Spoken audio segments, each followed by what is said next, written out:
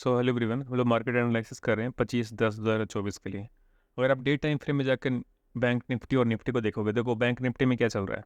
मेरे को ऐसा लग रहा है कि बैंक निफ्टी में भी एक फॉल आना चाहिए। ठीक है, यहाँ से मेरे को लग रहा है एक फॉल आना चाहिए, लेकिन वो फॉल कितना दिन ये साइडवेज जोन में रहेगा कोई नहीं जानता है। ठीक है, तो जब तक साइडवेज जोन में है तो हम लोग मान के चल रहे हैं कि मार्केट साइडवेज जोन में रहेगा। जब ये ब्रेक डाउन कर देगा इसका, तो हम लोग समझ जाएंगे कि हो सकता है मार्केट ये सेकेंड लेग के लिए चल दिया है अपना। ठीक है, तो जैसा जहाँ पे मार्केट है जैसे बिहेव कर रहा है उसके अकॉर्डिंग हम लोग ट्रेड करने वाले हैं। लेकिन अब जाके निफ्टी को देखोगे तो निफ्टी में देखोगे अच्छा फॉल आ रहा है। इसका स्टीपनेस भी है। जैसे कि मैं बोलता हूँ टू लेग में ज़्यादातर मार्केट का मूवमेंट होता है। देखो ये फर्स्ट लेग हुआ, पुल बैक आया, सेकंड आया। ठीक है, तो ये टू लेग में हुआ, ये फर्स्ट लेग हुआ, सेकंड में पुल बैक आया, और ये थर्ड अभी कंटिन्यू कर रहा है। तो ये कितना बड़ा हो सकता है वो फ्यूचर को नहीं जानता है, लेकिन मैं एक्सपेक्ट कर रहा हूँ कि एटलीस्ट इस जोन तक तो आना चाहिए मार्केट को। लेकिन क्या है, यहाँ पे देखो निफ्टी थोड़े बेरिश हो रखा है और बैंक निफ्टी साइडवेज जोन में फंसा हुआ है। तो जैसा मार्केट रहेगा हम लोग वैसा ही ट्रेड करने वाले हैं। लेकिन हम लोग वन डे में तो ट्रेड कर नहीं सकते हैं। हमारा जो ट्रेड होता है मॉर्निंग में ज़्यादातर ट्रेड होता है, मॉर्निंग में 12 बजे तक ट्रेड होता है। तो कल के लिए प्लान ऑफ एक्शन क्या हो सकता है? देखो मैं बैंक निफ्टी का कुछ इंपॉर्टेंट लेवल ड्रॉ किया हूँ जो मेरे अकॉर्डिंग इंपॉर्टेंट है। तो कल मैं क्या सोच सकता हूँ, देखो अगर आप इम्पल्स वेव के बारे में जानते हो, ठीक है, इम्पल्स वेव के बारे में जानते हो, तो ये कैरेक्टर दिखा रहा है इम्पल्स वेव का। ठीक है, अगर आप समझते हो इम्पल्स वेव को, तो ये कैरेक्टर है इम्पल्स वेव का। जब भी ऐसा कुछ बन रहा है तो इम्पल्स वेव है। तो मैं क्या बोलता हूँ कि मार्केट को हमेशा मूवमेंट दो दो टू लेग पुल बैक में होता है। अगर मैं इसको फर्स्ट लेग मानता हूँ, इसको करेक्शन मानता हूँ, तो एक सेकंड लेग का एक्सपेक्टेशन मैं रख सकता हूँ कि अगर मार्केट मान के चलो कि मार्केट अगर यहाँ पे सेकंड लेग के लिए ऊपर जा सकता है, और ऊपर से मार्केट क्या है, डे टाइम फ्रेम में लोअर जोन पे है, और मार्केट सेकंड लेग में जा सकता है ऊपर की ओर। लेकिन कितना बड़ा सेकंड लेग में जा सकता है? तो मैंने क्या किया, इस यहाँ से लेके अगर मान के चलो इस जोन से लेके इस जोन को अगर मान के चलो कि मैं फर्स्ट लेग मान सकता हूँ। इस जोन से अगर चाहो तो एग्जैक्टली कहा जाए तो यहाँ से जोड़ा जाएगा इम्पल्स को। तो आप अगर मान के चलो मैं यहाँ से ही मान के चलता हूँ, इस जोन से इस जोन को मैं इम्पल्स समझ रहा हूँ। तो एक सेकंड लेग आएगा। जनरली क्या होता है कि लेग वन और लेग टू का इक्वल होने का प्रोबेबिलिटी ठीक ठाक रहता है, हो सकता है कम भी रहे, क्योंकि मार्केट वेरीज है तो हो सकता है कि यहीं से घूम जाए। लेकिन अगर मार्केट इम्पल्स सेकंड इम्पल्स के लिए जाने वाला है, ठीक है, तो ये एक इम्पॉर्टेंट लेवल है। ठीक है, ये एक इम्पॉर्टेंट लेवल क्यों है? अगर मान के चलो कि आपको यहाँ पे कोई बाइंग सेटअप दिखता है इस जोन में, ठीक है, तो आपका जो प्रॉफिट बुकिंग होगा इस जोन में होना चाहिए। ठीक है, इस जोन में प्रॉफिट बुकिंग होना चाहिए यहाँ पे।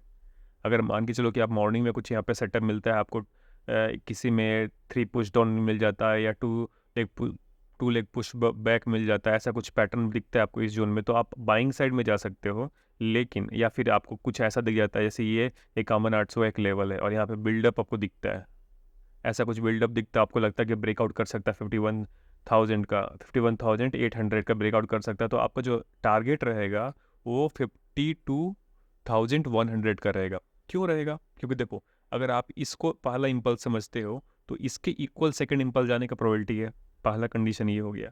ऊपर से ये एक फेयर वैल्यू जोन है। अब जाके अगर फेयर वैल्यू का कॉन्सेप्ट अगर आप जानते होगे तो ये एक फेयर वैल्यू जोन है। तो दो चीज़ का मैथमेटिक्स एक जगह कॉन्साइड कर रहा है, इसलिए ये इंपॉर्टेंट एक लेवल हो गया। ऊपर से अगर आप फिबोनाची ड्रॉ करोगे तो मेरे अकॉर्डिंग कुछ ना कुछ लेवल वहाँ पे दिखना चाहिए। ठीक है, चलो यहाँ पे क्या दिख रहा है अपने को? ये दिख रहा है 0.618 का, 1.618 का एक्सटेंशन आ रहा है। तो ये एग्जैक्टली आ रहा है 51,010 के आसपास आ रहा था। तो देखो एग्जैक्टली हम लोग नहीं बोल सकते कि एकदम एग्जैक्टली हो सकता है इसी का लेवल हो, रेजिस्टेंस ले ले, हो सकता है मार्केट थोड़ा बहुत और तक जाए, यहाँ तक जाए। तो मेरे को लग रहा है कि ये एक बेस्ट लेवल है। देखो जहाँ पे आपको मल्टीपल चीज़ को एक लेवल पे इंडिकेट करता है वो लेवल बहुत इंपॉर्टेंट हो जाता है। मैं इस लेवल को क्यों इंपॉर्टेंट मांग रहा हूँ? एक फेयर वैल्यू जोन है। सेकंड क्या है कि ये लेग के बराबर ये लेग जाने वाला है। ऊपर से अगर आप जाके इसको मेज़र करोगे, अगर आप मान के चलते हो कि इसको मेज़र करते हो इस जोन से इस जोन को, तो यहाँ से आपको सेकंड लेग दिखने वाला है। ये तो दो दो कंडीशन तो एटलीस्ट मैच कर रहा है, और ऊपर से फिबोनाची अपने को मैच कर रहा है। तो ऑलमोस्ट थ्री तीन चीज़ मिल रहा है, जो कि फिबोनाची अगर कहा जाए तो एग्जैक्ट नहीं मैच कर रहा है। फिबोनाची मान के चलो तो 52,010 के आसपास आ रहा है, लेकिन ये लेवल कहाँ पे है? 50 पॉइंट ऊपर दिख रहा है, 50-60 पॉइंट ऊपर दिख रहा है। तो देखो आप एग्जैक्ट डिसाइड नहीं कर सकते कि क्या कहाँ पे क्या होने वाला है। मैं इस जगह से सेलिंग भी कर सकता हूँ अगर मेरे को कुछ यहाँ पैटर्न दिखा, ऐसा मुझे कोई एक पैटर्न दिख गया कि मार्केट यहाँ पे जा रहा है और इसमें स्ट्रेंथ नहीं दिख रहा है मेरे को, और ऐसे ऐसे जा रहा है और अचानक एक बड़ा सा दिया है यहाँ पे कैंडल, तो मैं समझ जाऊंगा कि एक ओवरशूट कंडीशन हुआ है। जब भी अगर कोई मार्केट एक कोई लेवल में जाता है, समझ लो एक बात को, जब भी कोई एक मार्केट लेवल एक कोई एक लेवल में जाता है और उसमें स्ट्रेंथ नहीं दिख रहा है और अचानक स्ट्रेंथ दिखता है, तो वो एक जो लेवल होता है उसको ओवरशूट कंडीशन बोलते हैं। वहाँ पे क्या होता है कि यहाँ पे सेलर नहीं दिखते, यहाँ पे सेलर नहीं आते हैं, और जो बायर होते हैं वो थोड़ा एग्रेसिव भी जाते हैं, उस कारण से मार्केट में अचानक से बड़ा सा मूवमेंट होता है। और तो यहाँ पे क्या होता है, दो दो चीज़ होना चालू हो जाता है। यहाँ पे एल्गो अपना प्रॉफिट लेना चालू हो जाता है और जो लोग बाई किए हैं वो भी अपना प्रॉफिट लेना चालू हो जाते हैं। तो यहाँ से पुश डाउन होने का ज़्यादा चांस रहता है, क्योंकि हमको दिख रहा है कि यहाँ पे स्ट्रेंथ है नहीं है, लेकिन ये जो अचानक अनयूजुअल मूवमेंट होता है लास्ट लेग में, मान के चलो ऐसा छोटा छोटा मूवमेंट किया और जो लास्ट लेग मारा तेज मार दिया, तो मैं इसको ओवरशूट कंडीशन मानता हूँ। तो यहाँ पे अगर ऐसा कुछ अनयूजुअल मूवमेंट दिख जाता है, तो वहाँ पे अगर कुछ पैटर्न दिखता है, तो वहाँ से आप सेलिंग साइड में ले सकते हो छोटे टारगेट के लिए, 100-200 पॉइंट 300 पॉइंट के लिए। जब भी 3 पुशअप होता है तो 2 लेग में करेक्शन का पॉसिबिलिटी रहता है, तो आपको 1 मिनट में कुछ यहाँ पे 3 पुशअप दिख जाता है, तो आप यहाँ से शॉर्टिंग भी कर सकते हो। लेकिन अगर आप बाइंग साइड में हो तो फिर भी आपका यहाँ प्रॉफिट बुक होना चाहिए, क्योंकि यहाँ पे एल्गो प्रॉफिट लेने वाला है, आप लो चाहे नहीं लो। और ये पहला कंडीशन हो गया कि अगर मैं बाइंग साइड में रहूँगा तो ये मेरा एक लेवल है। अगर मान के चलो कि मैं सेलिंग साइड में रहूँगा, सेलिंग साइड में मैं तभी रहूँगा जब मार्केट इसके नीचे चला जाएगा। इसके नीचे अगर चला जाएगा, यहाँ पे मान के चलो कल मार्केट गैप डाउन खुलता है और कुछ यहाँ पे खुलता है और ये यहाँ से चलना चालू करता है, ठीक है, तो मैं यहाँ पे लेने वाला नहीं हूँ, मैं देखूंगा यहाँ से थोड़ा एसएल क्रिएट होने दूंगा। अगर 50,800 का सपोर्ट लेता है और एक 2 पुशअप या 3 पुशअप देता है, तो मैं यहाँ से शॉर्ट जाने वाला हूँ और ये टारगेट रहेगा। ये टारगेट क्यों रखने वाला हूँ? क्योंकि देखो, आपको आपको हर एक एंगल को सोच के रखना पड़ेगा। देखो मार्केट ने क्या किया है, मार्केट ने एक, अगर आप ऑब्जर्व करोगे देखोगे तो ये मार्केट का मूवमेंट 2 लेग में होता है, तो मार्केट ने पहला लेग कर दिया है, सेकंड लेग में ये करेक्शन अगर जा रहा है, अगर ये इस बड़े लेग को कंप्लीट करना है मार्केट को, तो ये यहाँ तक आ सकता है, इस जोन तक। ये जोन ये लेग के कारण इंपॉर्टेंट हो गया। ऊपर से क्या हो रहा है यहाँ पे, एक 50,800 का ब्रेकडाउन होगा तो यहाँ पे सेलर ऑलरेडी आना चालू हो जाएगा। आप S L hunting concept use करते हो तो 50,800 का ब्रेकडाउन होगा तो सेलर ऑलरेडी होना चालू हो जाएगा, तो यहाँ से पॉसिबल रिवर्सल है। और आप जाके देखोगे तो ये एक डिमांड जोन है, पीछे में जाके आप बैक डेट में देखोगे तो ये एक इंपॉर्टेंट जोन है, यहाँ से मूवमेंट हुआ है अचानक सा। ऑल्दो इंपॉर्टेंट नहीं है, क्योंकि यहाँ पे बहुत देरी मार्केट रुका है, इतना देरी मार्केट को रुकने नहीं देता है। तो आपको थोड़ा थोड़ा जोड़ना पड़ेगा। जैसे आप इसको जोड़ लो, 2 लेग पुल बैक का यहाँ पॉसिबल, यहाँ पे इसका वैल्यू अगर 30% है, इसको ये वैल्यू आने से यहाँ पे क्या हो गया, 30 से मान के चलो 50% हो गया। तो इस तरीके से आपको जोड़ के रखना पड़ेगा। और अगर इसको आप साइडवेज जोन मानते हो, ये यहाँ से लेके एक साइडवेज जोन आप इसको कंसिडर कर रहे हो, तो इसका अगर आप क्लोन करके नीचे तक ले जाओगे, इस जोन से इस जोन तक का, सॉरी, इस जोन से इस जोन का लेगोगे, तो ये भी कॉन्साइड कर रहा है, ये साइडवेज जोन का भी एक ये लेंथ, ये मैथमेटिक्स से यहाँ पे कॉन्साइड कर रहा है, तो 3 चीज़ कंसीडर कर रहा है। तो यहाँ से आप चाहे रिवर्सल भी ले सकते हो। रिवर्सल कब लोगे, जब यहाँ पे कुछ पैटर्न बनेगा, यहाँ पे 3 पुश डाउन दिख जाए और उसमें स्ट्रेंथ नहीं दिख रहा हो और यहाँ से रिवर्सल का पॉसिबिलिटी रहेगा तो ले सकते हैं। लेकिन अगर इसका यहाँ पे आने में अगर आपको स्ट्रेंथ दिखेगा तो नहीं लेने का है। तो आपको ऑब्जर्व करना पड़ेगा कि मार्केट उस लेवल तक कैसे पहुँच रहा है, उस लेवल तक कैसे पहुंच रहा है, उसके बाद ही आप ट्रेड ले सकते हो।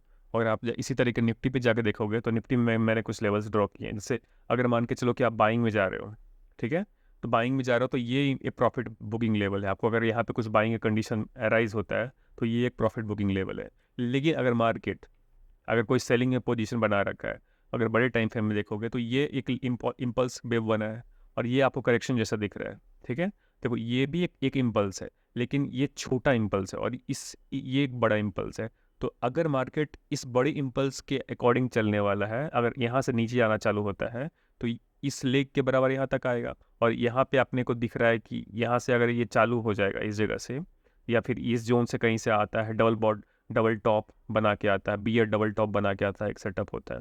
अगर आप चाहे यहाँ से आना चालू हो जाता है, इस जगह से आना चालू हो जाता है, तो यहाँ पे एक स्पेस है कि आप यहाँ पे प्रॉफिट बुकिंग कर सकते हो इस जगह पे। अगर आपका यहाँ पे कहीं पे सेलिंग सेटअप मिलता है या कहीं यहाँ पे सेलिंग सेटअप मिलता है, तो ये एक बहुत इंपॉर्टेंट लेवल है। यहाँ से रिवर्सल भी हो सकता है, यहाँ से प्रॉफिट बुकिंग भी आ सकता है।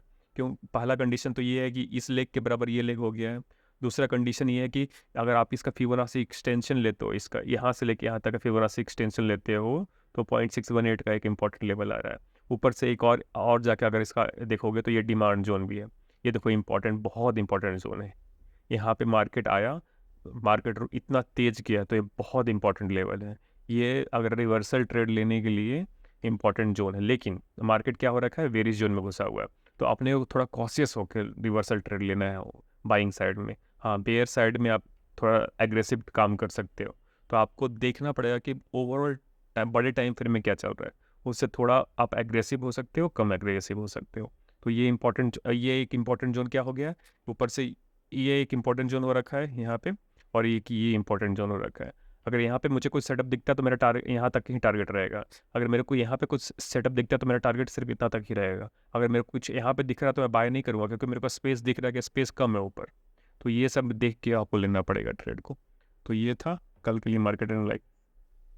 Thank you so much.